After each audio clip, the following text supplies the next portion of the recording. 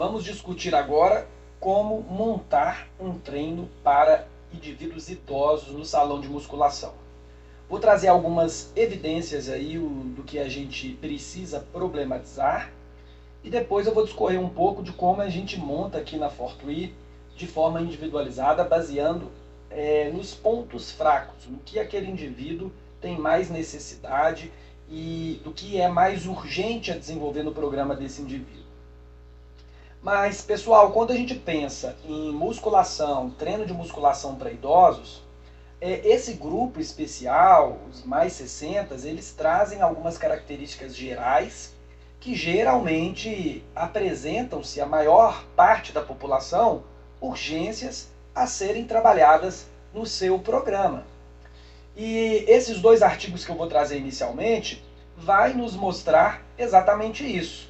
Então, dá uma olhada nesse artigo que eu vou deixar aí agora. E esse artigo ele vai problematizar algumas coisas que nós precisamos estabelecer como princípio de prioridade para trabalhar com idosos no âmbito geral. Ou seja, não quer dizer que todos os seus alunos eles vão apresentar como ordem e princípio de prioridade esses elementos que eu vou elencar. Porém, a grande parte dos idosos apresentam geralmente essas especificidades, que serão, pessoal, olha lá. A gente precisa de trabalhar com esse idoso, em primeiro lugar, a questão de potência em membros inferiores, por causa do alto índice de queda, a fraqueza também, que impacta na funcionalidade, subir e descer escada, levantar e sentar do vaso, levantar e sentar do sofá. Então, a potência em membros inferiores, ela contribui tanto para a funcionalidade quanto para diminuir a probabilidade de queda.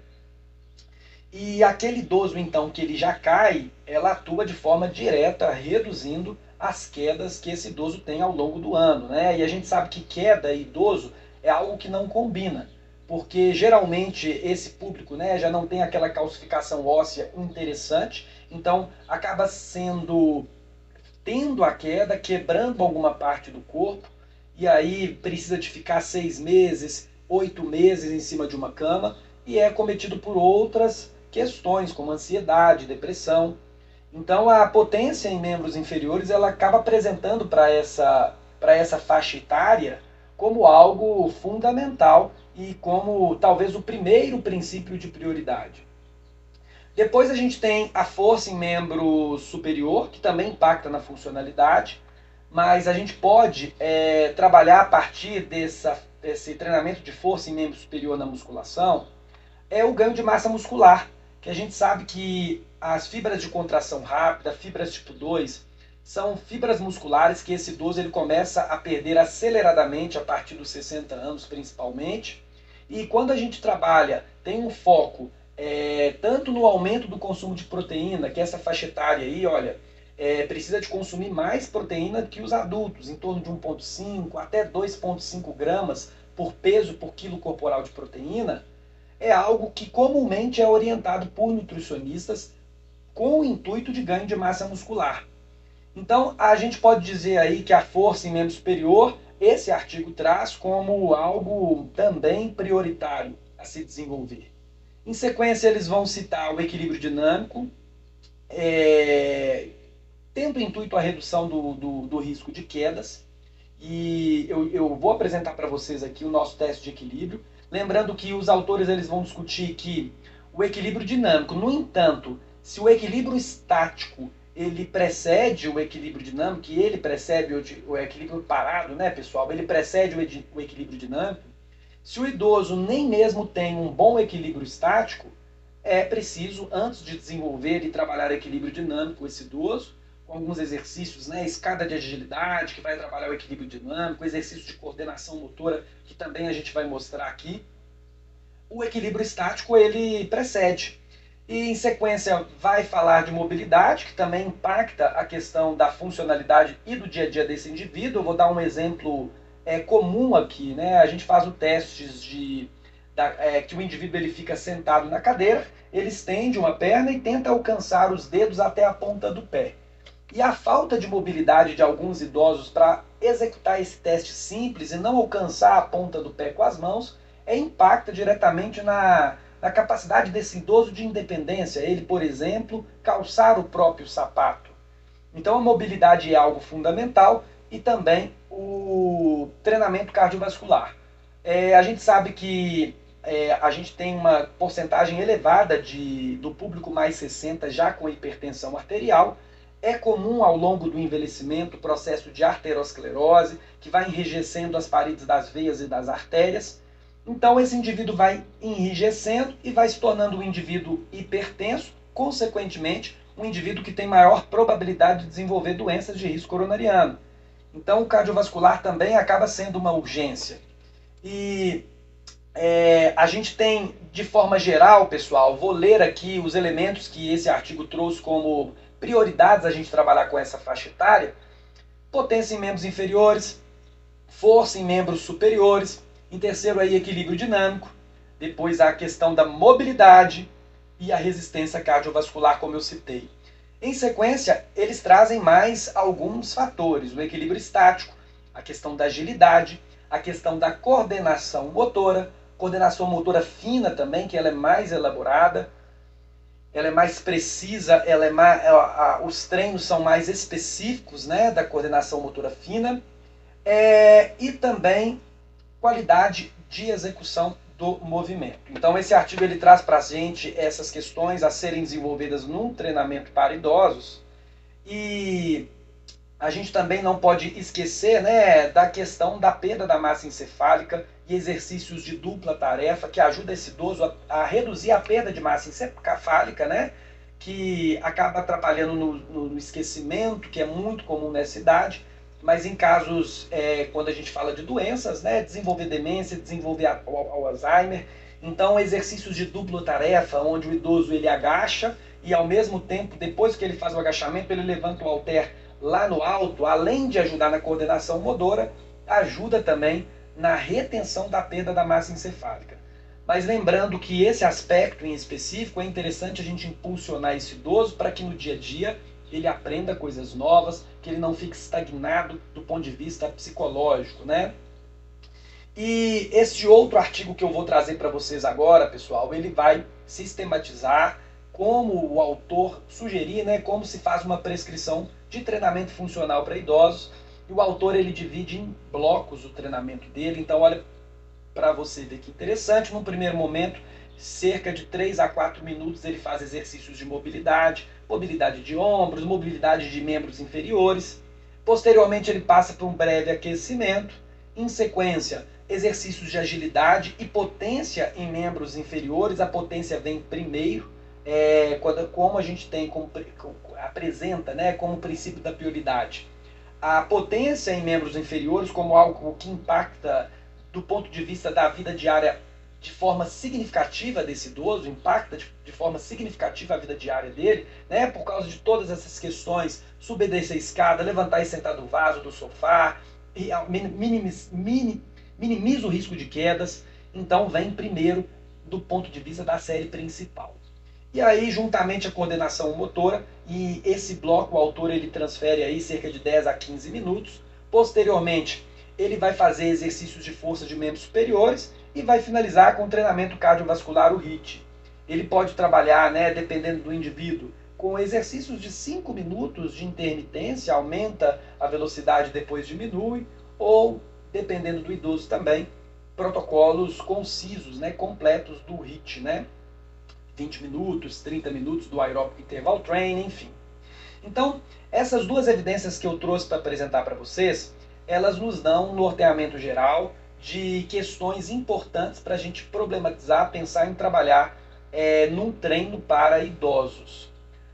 Porém, trazendo agora como a Fortrui trabalha e levando em consideração que nós estamos lidando com indivíduos, né, únicos, pessoas que trazem os seus próprios problemas e cada um vai tender a um ponto fraco específico. Vamos lá, vamos falar de experiência prática. Eu já peguei idosos aqui que tinham uma belíssima capacidade cardiovascular, porém eles trouxeram na avaliação física uma falta de força significativa. Então, quando a gente faz um prognóstico, quando a gente sugere o que esse indivíduo ele irá ter como problema no desenvolvimento da vida, a gente vai falar aí que as questões de funcionalidade são o maior problema desse indivíduo. Então, a gente vai focar como princípio da prioridade, qual exercício vem primeiro no programa desse indivíduo, aqueles exercícios que vão contribuir para o ganho de força, potência, massa muscular desse indivíduo, para transferir para a vida diária dele em termos de funcionalidade. No entanto, eu também peguei exemplos contrários. Aquele indivíduo que, do ponto de vista da força muscular, do ponto de vista de ter massa muscular também, era bem desenvolvido. E quando a gente vai mensurar o condicionamento físico desse indivíduo, ele está péssimo. E percentual de gordura elevado, colesterol elevado, são fatores aí que aumentam a probabilidade de risco coronariano, principalmente quando esse indivíduo é hipertenso. Logo, pessoal, a gente descarta um pouco da questão geral que os dois artigos aí ele trouxeram como algo que a faixa etária do mais 60 apresenta em comum, e a gente começa a pensar, como princípio da prioridade, desenvolver aquele pacote individual para essa pessoa durante o treinamento, que é, se essa pessoa ela tem um percentual de gordura, tem hipertensão, princípio da prioridade, a gente tem que trabalhar primeiro o treinamento cardiovascular. Então, como prognóstico, essa pessoa ela vai ter uma tendência maior de sofrer com o envelhecimento, com agravos da hipertensão dela, uma maior probabilidade de AVC e infarto. Sendo assim, o programa dela ela deve estar calcado prioritariamente com uma melhora cardiovascular. A gente sabe que o indivíduo hipertenso, por exemplo, ele tem uma resposta de redução da pressão arterial melhor com o treinamento cardiovascular do que propriamente com a musculação. Então eu estou levando em consideração para vocês aqui que apesar dos mais 60 trazerem características peculiares a serem desenvolvidos para essa faixa etária, a gente precisa de pensar na individualidade como foco da prescrição, para estabelecer o princípio de prioridade para a gente intervir nesse indivíduo, né? Então, existem indivíduos que vão ter como prognóstico a maior probabilidade de desenvolver doenças de risco coronariano, outros, então, que vão ter maior probabilidade de desenvolver sarcopenia, a perda de massa muscular elevada, e vão ter problemas do ponto de vista funcional no dia a dia. Assim como, e a gente vai tratar aqui ao longo do curso, aqueles indivíduos que têm Parkinson, que têm osteoporose, que são diabéticos, aqueles indivíduos que apresentam um problema específico, a gente vai estabelecer como ordem de prioridade e vai desenvolver um programa para ele muito peculiar para atender às principais urgências, os pontos fracos desse indivíduo. Então, a partir de então, na Fortui, a gente para de pensar, apesar de considerar como importante as características de um público em especial, a gente para de pensar em termos gerais e vai para pensar em pontos específicos. Então, eu vou trazer aqui algumas evidências aí da nossa avaliação, que é uma avaliação funcional do idoso, e esse norte da avaliação e os resultados que esse indivíduo apresentar no teste que vão direcionar para onde vai caminhar o programa desse indivíduo do ponto de vista do volume.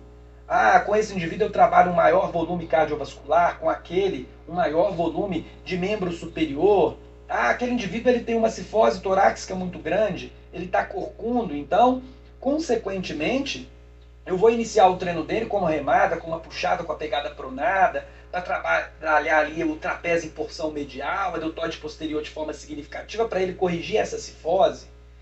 Então, quando a gente treina, a gente prescreve em relação ao princípio da prioridade, da individualidade, nós estamos pensando em nortear o programa a partir do que esse indivíduo apresenta como ponto fraco.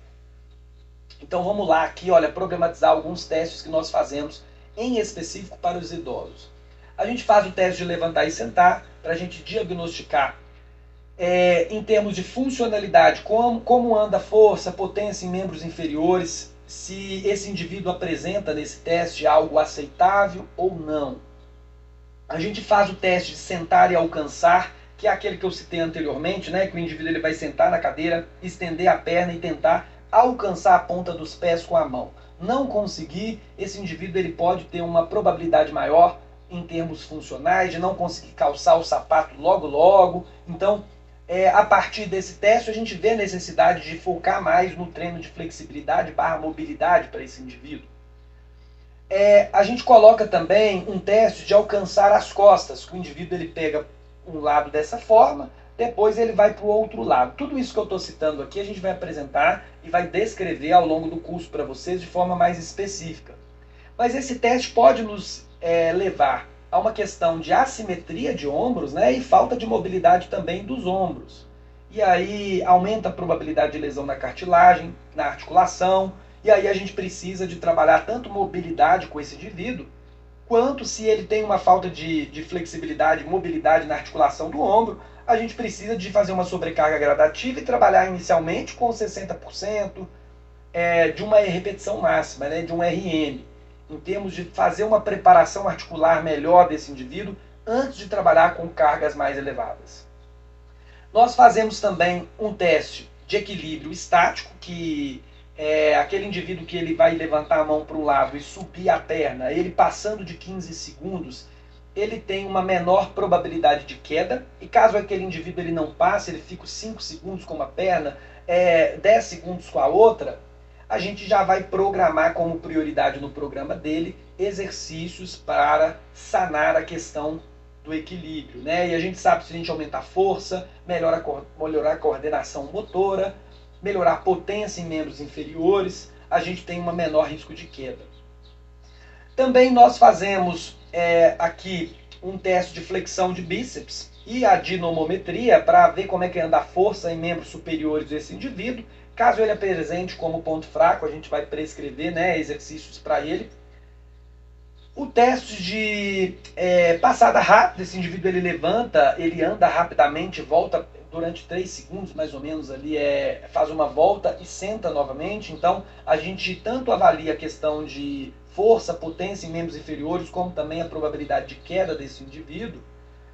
E o passada estacionária, que é uma forma de avaliar o condicionamento desse indivíduo, sem minimizando os efeitos de um teste máximo, né, pessoal? A gente não vai colocar aquele indivíduo que ele não tem uma dor forte no joelho, por exemplo, para ele fazer um teste de VO2 de 20 minutos, de 10 minutos, enfim, na esteira, tendo risco de queda de imediato já na esteira. Então a gente faz um teste de marcha estacionária, que é 2 minutos desse indivíduo fazendo uma marcha estacionária, dependendo do número de passadas que ele dê, a gente sabe se o condicionamento físico dele está ruim, médio ou bom. Então esses são alguns testes funcionais que nós fazemos na avaliação. E também vamos fazer a questão da flexibilidade mais em específico, vamos avaliar também a questão da postura mais específico, vamos avaliar a pressão arterial daquele indivíduo, a glicose, e depois dessa avaliação criteriosa, aí nós temos elementos para prescrever, a partir do princípio da prioridade, o que seria melhor desenvolver no programa daquele indivíduo em específico.